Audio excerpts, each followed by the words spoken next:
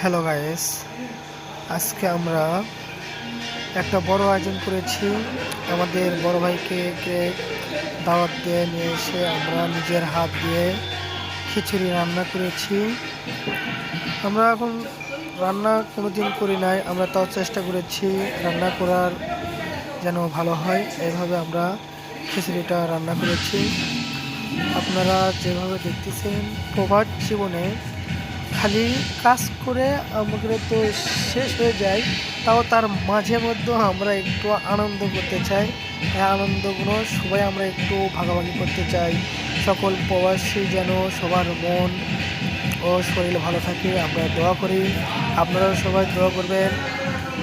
এগুলো ভিডিও যদি আপনাদেরকে ভালো লাগে, আপনারা আমাদের ভিডিওকে সবাই একটু সাপোর্ট করবেন, যেহেতু আমরা প্রবাস থেকে অনেক কষ্ট করে এভাবে ভিডিও বানানোর চেষ্টা করব।